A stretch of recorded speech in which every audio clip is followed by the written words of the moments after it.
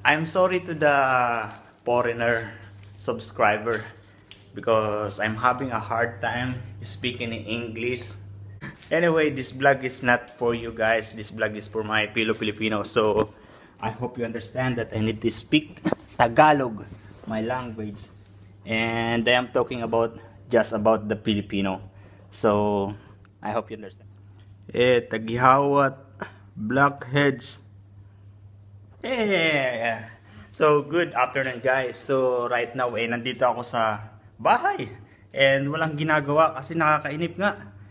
Gusto ko sanang maligo sa swimming pool pero yung sikat ng araw, grabe, di ba? Sigurado makingitim. Gusto kong pumunta sa JBR kaso gagastos.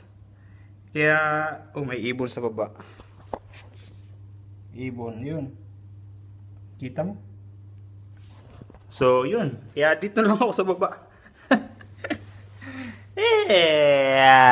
Bali, sobrang init pa rin sa labas, kaya nakakatamad pa rin talagang gumala.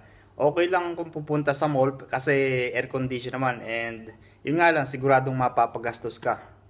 Kaya, ewan ko ba, parang tuksong-tukso akong lumabas eh. Parang gustong-gusto kong pumunta sa labas, kumain sa Jollibee, magkape sa coffee shop, at kung ano-ano pa. Pero nangihinayang naman ako doon sa mga gagastos ko. Katulad kahapon, sabi ko lalabas lang ako, maglalans ako sa Chowking, sa Dubai Marina. Ayun, tapos nung nasa taxi na ako, may message. Okay. Tapos nung nasa taxi na ako, biglang nang hinayang ako dun sa pamasahe kasi 20 dirhams yung pamasahe papunta sa Chowking, nasa 250 pesos din yun. So, sabi ko, I changed my mind. Can you just go to the street one? Sabi ko dun sa ayun, dinala niya lang ako sa street 1. Pagdating ko naman sa street 1, kasi plano ko talaga bumili muna ng earphone. Kasi nawawala yung earphone ko, hindi ko nakita kung nahulog ba nung nag-jogging kami. So pumunta ako sa street 1. Pagdating ko naman sa street 1, walang earphone, kahit yung mga mumurahing earphone lang, wala. Yun, wala nga ako nakita. Inisip ko kakain na lang ako sa Chowking kasi may bagong Chowking dun sa street 1. This one. That one. That one is a Chowking restaurant. This is the first time that I saw it in here in Discovery Garden Street 1. So it's nice to know that because it's very close to our accommodation. So in the end, napilitan pa rin akong pumunta sa IBN Batuta Mall, which is nasa 10 dirhams, na actually 12 dirhams pa rin yung pamasahe papunta doon. So yun, pumunta ako sa IBN Batuta Mall, tapos napakain ako sa Wendy's, napibili ako ng kape, bumili na rin ako ng tinapay, white bread, and ano pa yung binili ko? Saging. Siguro nagastos ko kahapon nasa 70 dirhams din. So around 800 pesos. Malaki-laki pa rin yun. Nakakahinayang. Pero nakakainip kasi dito sa bahay.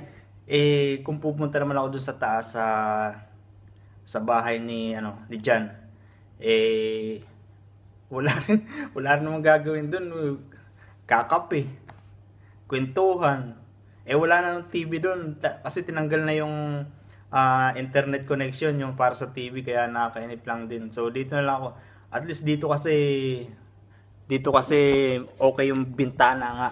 At least kahit pa paano nakaka-relax ako ng ganito na pinapanood ko yung mga tao na dumadaan doon sa labas. Maglalakad kayo mga bandang alas 6 pagdating ni Christopher. Tatakbo kami diyan sa labas, jogging. Lakad, takbo, jogging. Ako lakad lang kasi napapagod kaagad ako pag tumatakbo. Hindi, iwanan nila ako, okay lang. And nagbubuhat naman ako sa baba pag sinipa. Bali, may naliligaw na pusa dito. Eto, tingnan nyo.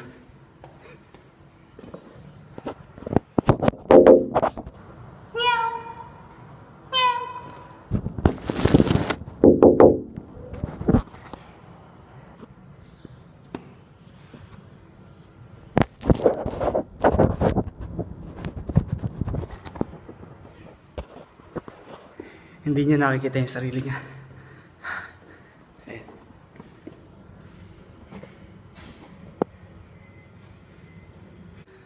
So, bali itong dumbbell area, ito yung pinaka ibaba ng kwarto ko. Yung kwarto ko sa second floor. And kung mapapansin nyo, pareho lang ng view, di ba? Yan. Tapos yan. So, minsan may nagbubuhat dito pag kahit gabi. Kasi 24 hours open to eh. Yung dumbbell, binabagsak nila. Nakikinig sa kwarto. Minsan, tulog na ako nagbubuhat pa sila. Kita nyo ba sa bintana? So, yan yung bintana ko. And nandito ako sa malita ko Ready na yung malita ko paalis ng Dubai. Bali, ang dadalhin ko itong maleta na to. Maganda yan. And then, itong bag ko na to. Bali, dito ko ilalagay yung computer saka yung mga camera. Yun. And dito sa bag, yung mga basta yung mga damit ko. Pero konti lang naman yun kasi pipilitin kong maging minimalist. Nakita ko yung kay Tamara Maygan, yeah, isang vlogger sa Canada. And naisip ko ganun na lang para walang gaano iniisip. So sa ngayon nandito ako and nanonood ako ng mga sari-saring vlog na related sa mga Pilipino. And syempre katulad din naman ninyo ako na ang hilig na panoorin yung mga bagay na may kaugnayan sa Pilipinas, yung mga half Filipino, Filipino origin, Filipino, basta something na Pilipino. And minsan yung mga balitang Pilipinas, and minsan yung mga magagaling na singer sa Pilipinas. Katulad din yun din yung mga pinapanood ko, basta something na masaya. And yeah. Kakapanood ko lang yung kay Alex Wasabi. Kasi nabasa ko parang Swam to the Philippines. Akala ko nasa Pilipinas pero nasa US pala. Sale daw sa Giants yung MacBook Pro. Ito. Bago bali i-install namin ngayon. Ito yung box. Yung price niya sa Batuta. MacBook Pro. Bali 3,500 dirhams. Yan, i-install. So the guys, they just left. And yeah, gusto ko sanang magkaroon ng conversation sa kanila habang nandito sila, habang nagbablog ako. Kaso hindi, parang hindi ako sanay na nakikipag-usap habang nagbablog. Saka parang pakiramdam ko hindi rin sila sanay na naka-video na nag-uusap. Kaya parati kong solo itong vlog. And yun nga, bumili sila si Christopher ng bagong MacBook Pro. Bali, katulad rin itong laptop ko. So itong sa akin, bali nabili ko to ng 4,000 dirhams. Ngayon, dahil sale nga sa Giants, nakabili niya ng 3,500. So 500 dirhams cheaper. Bali sa shop, sa iStyle, nasa 4,000 plus pa rin siya.